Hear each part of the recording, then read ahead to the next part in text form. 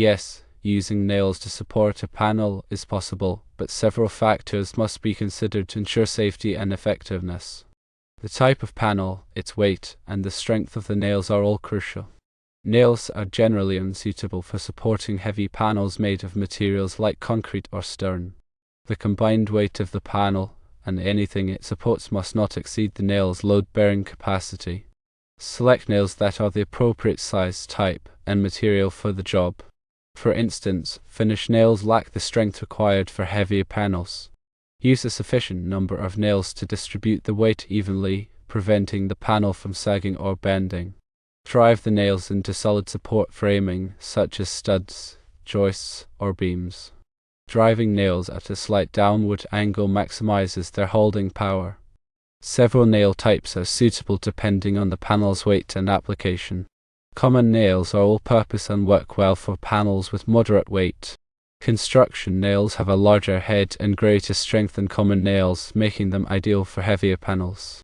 Framing nails are specifically designed for framing applications and offer the highest load-bearing capacity.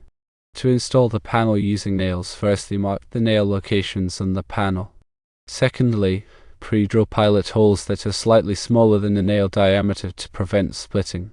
Thirdly, drive the nails through the panel and into the framing. Fourthly, set the nail heads below the surface of the panel to prevent catching or tearing objects. Always exercise caution. Do not overload the panel or exceed the nail's weight capacity. Use the proper tools and safety equipment when working with nails. If the panel or nails are subjected to excessive force or weight, they may break or fail.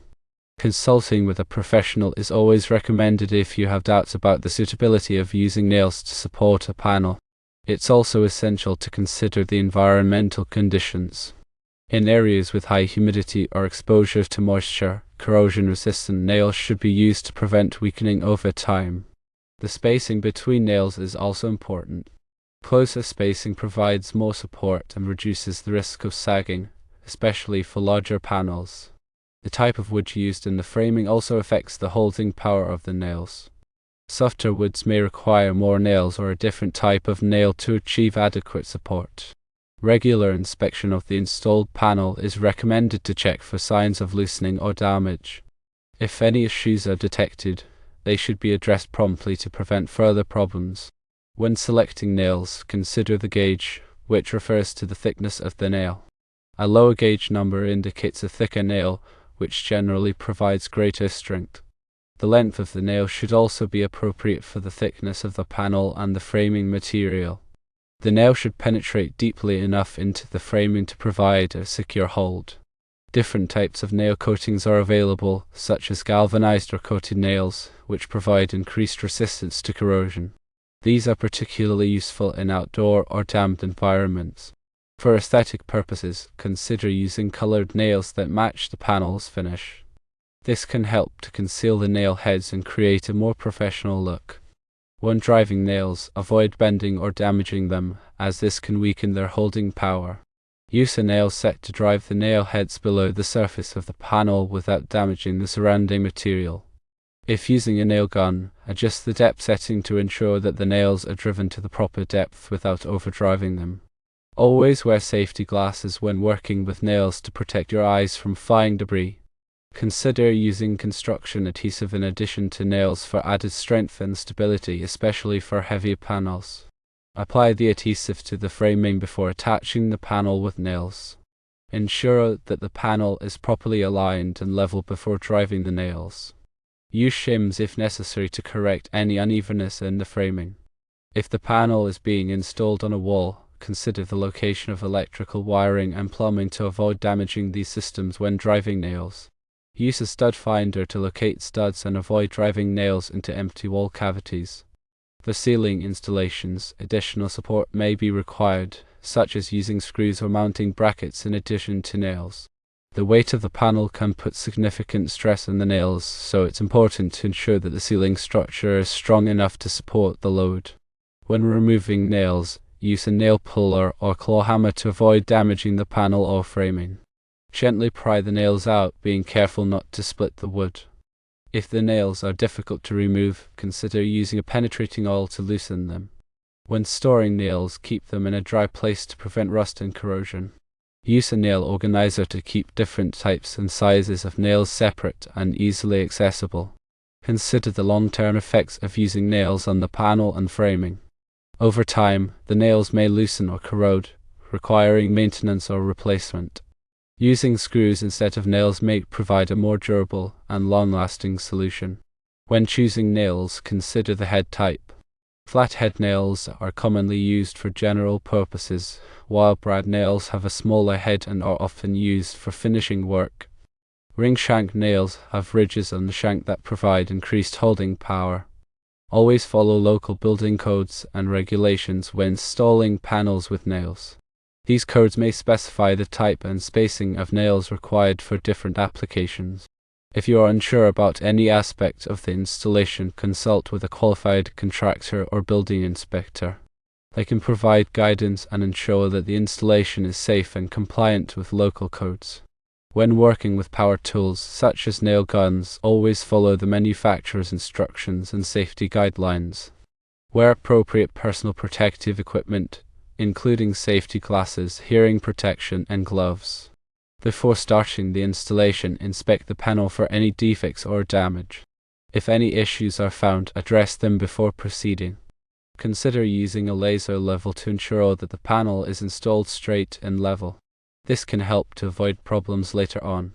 If the panel is being installed in a high-traffic area, consider using tamper-resistant nails or screws to prevent them from being easily removed. This can help to improve security and prevent vandalism. When working on a ladder, always maintain 3 points of contact and ensure that the ladder is placed on a stable surface. Avoid overreaching and move the ladder as needed to stay within a comfortable reach. If the panel is being installed near a source of heat, such as a fireplace or stove, consider using fire-resistant materials and fasteners. This can help to reduce the risk of fire. When disposing of used nails, do so in a safe and responsible manner. Avoid leaving them lying around where they could cause injury. Recycle the nails if possible. Consider using a magnetic sweeper to pick up any nails that may have fallen on the floor. This can help to prevent accidents and injuries. When working in confined spaces, ensure that there is adequate ventilation to avoid inhaling harmful fumes or dust. Wear a respirator if necessary. If you are not comfortable performing the installation yourself, hire a qualified professional to do the job. They have the experience and expertise to ensure that the installation is done safely and correctly. Before starting any project, always plan ahead and gather all the necessary materials and tools. This can help to save time and avoid frustration. If you are unsure about which type of nail to use, consult with a hardware store employee or a building supply specialist. They can provide recommendations based on your specific needs. Consider using a nail holding tool to help drive nails in tight spaces or difficult angles. This can help to improve accuracy and reduce the risk of injury. When driving nails into hardwood, pre-drilling pilot holes is especially important to prevent splitting. Use a drill bit that is slightly smaller than the nail diameter. If the panel is being installed on an exterior wall, consider using a vapor barrier to prevent moisture from entering the wall cavity. This can help to prevent mold and mildew growth. When working with treated lumber, wear gloves and eye protection to avoid contact with the chemicals used in the treatment process. Always dispose of treated lumber scraps properly. If the panel is being installed in a location that is subject to strong winds, consider using additional fasteners or bracing to provide extra support. This can help to prevent the panel from being blown off. When working with metal panels, use self-tapping screws instead of nails. These screws are designed to create their own threads as they are driven into the metal. If the panel is being installed on a curved surface, use flexible panels and fasteners that are designed to conform to the shape of the surface. When working with composite panels, follow the manufacturer's instructions for installation and fastening. These panels may require special adhesives or fasteners. If the panel is being installed in a location that is subject to vibration, consider using vibration dampening fasteners to reduce noise and prevent loosening. When working with acoustic panels, use fasteners that will not interfere with the panel's sound absorbing properties. If the panel is being installed in a clean room or other sensitive environment, use fasteners that are free of contaminants and will not generate particles. When working with hazardous materials, such as asbestos or lead paint, follow all applicable safety regulations and use appropriate personal protective equipment. If the panel is being installed in a historic building, take care to preserve the building's architectural integrity. Use fasteners that are compatible with the existing materials and will not damage the building's structure. When working with antique furniture or other valuable items, use fasteners that will not damage the item's finish or structure. Consider using felt pads or other protective materials to prevent scratches or dents. If the panel is being installed in a museum or art gallery, use fasteners that are specifically designed for display purposes. These fasteners should be discreet and easy to remove without damaging the artwork or the panel. When working with delicate materials, such as glass or ceramics, use fasteners that will not crack or shatter the material. Consider using suction cups or other non-invasive methods of attachment. If the panel is being installed in a public space, use tamper-proof fasteners to prevent vandalism or theft. These fasteners require special tools to remove.